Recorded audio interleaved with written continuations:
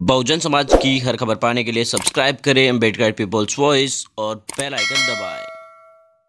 Friends, मैं नोटराम लोलियर आप देखना शुरू कर चुके हैं अम्बेडकर पीपल्स वॉइस। दरअसल आपको बता दें कि प्रधानमंत्री नरेंद्र मोदी के एक बयान के बाद पूरे देश भर में उबाल है। दरअसल देश में अंधभक्ति का जो हालात है वो इस कदर है कि राजा अगर बोले कि रात है तो रानी भी बोलेगी रात है, उसके बाद मंत्री भी बोलेंगे रात है, संतरी भी बोलेंगे रात है और प्रजा भी बोलेगी रात है। और ये सुबह सुबह की ही बात है, यानी कि राजा ने सुबह सुबह ये कह दिया कि रात है तो प्रजा भी यही मानेगी कि रात ही है।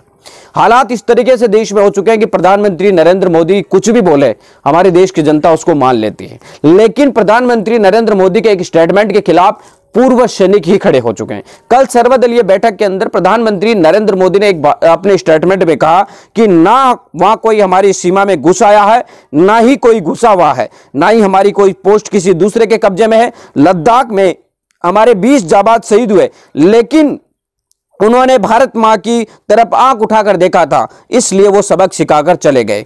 इस बात को लेकर पूर्व फौजी जो थे भारत सरकार के, उन्होंने आपको बता दें कि सरकार पर सवाल खड़े किए हैं। पूर्व फौजियों में से रिटायर्ड लेफ्टिनेंट जनरल रामेश्वर राय ने अपने ट्विटर अकाउंट पर लिखा है कि आज काफी दुर्भाग्यपूर्ण दिन है। अपने 3 स्टार्स को शुक्रिया कहता हूं कि मैं तो रिटायर हो चुका और मेरा कोई भी बेटा फौज में नहीं है। मैंने 40 साल तक भारत की सेना के लिए पूरे मकसद के साथ देश सेवा की। किस लिए की? केवल एक मकसद था कि भारत की क्षेत्रीय अखंडता, सीमाओं और प्रभुत्ता की रक्षा के लिए। पूर्वी लद्दाख में चीन की ओर से बदली हुई LAC को भारत द्वारा चुपचाप स्वीकार किया जा रहा है। देखना मुझे अंदर ही अंदर तोड़ा जा रहा है। मेरे जैसे प्रत्येक व्यक्ति के लिए यह बहुत ही दुर्भाग्यपूर्ण दिन है।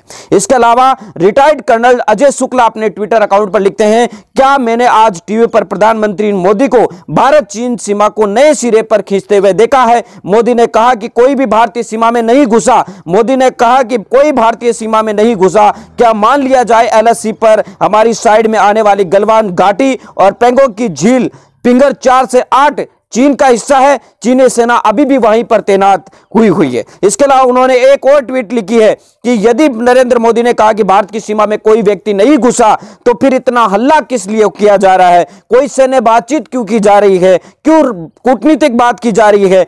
हमारे 20 जवान किस लिए शहीद हो गए? इसके अलावा आपको बता दें कि तीसरे ट्वीट में उन्होंने लिखा है कि भारतीय सैनिक भारतीय सीमा में जो चीनी घुसपैठियों को भगाते हुए शहीद हो गए, लेकिन मोदी जी कह रहे हैं कि कोई भारतीय सीमा में नहीं घुसाया। तो फिर ये शहीद जो सैनिक हुए हैं वो आखिर कहां पर हुए? क्या मोदी वही कह रहे हैं जो चीन कह रहा था कि वह चीन में घुस गए थे?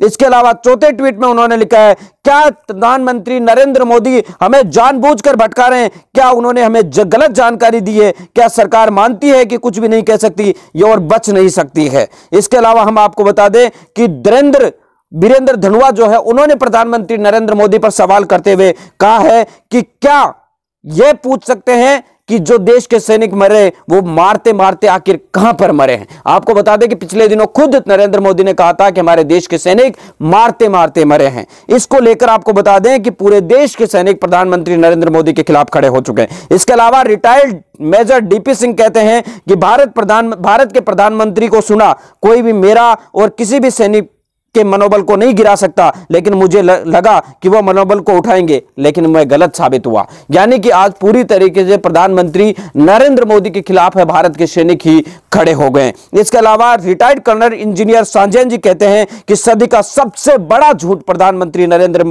ये बोला गया है। इस हिसाब से तो चीनियों ने सीमा पार नहीं की। इसका मतलब है कि उन्होंने 1962 से विवादित जमीन पर ही कब्जा कर लिया था। चीफ ऑफ डिफेंस स्टाफ और चीफ ऑफ आर्मी को तुरंत इस्तीफा दे देना चाहिए। यानी कि तमाम तरीके के ये बयान जो है आप मेरी साइड में देख पा रहे थे कि किस तरीके से भारत के जो सैनिक रह चुके हैं पूर्व, वो प्रधानमंत्री नरेंद्र मोदी पर कह रहे हैं कि ये सदी का सबसे बड़ा झूठ बोला गया है।